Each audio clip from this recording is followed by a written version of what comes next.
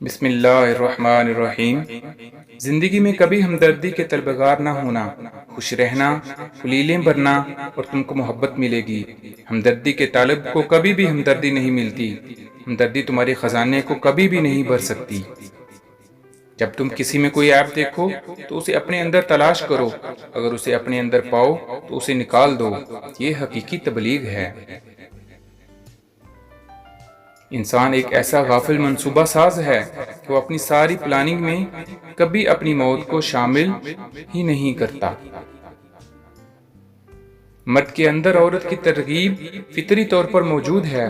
جب یہ ترغیب نیام سے نکل کر تلوار بنتی ہے تو زندگی کی وادی میں ہزاروں عورتیں بے دریغ کچل دی جاتی ہیں۔ اس لیے چوری چھپے کی آشنائی کا حکم نہیں ہے، یہ صرف عورت کا تحفظ ہے، وہ اس ترغیب کے ہاتھوں روندی نہ جائے۔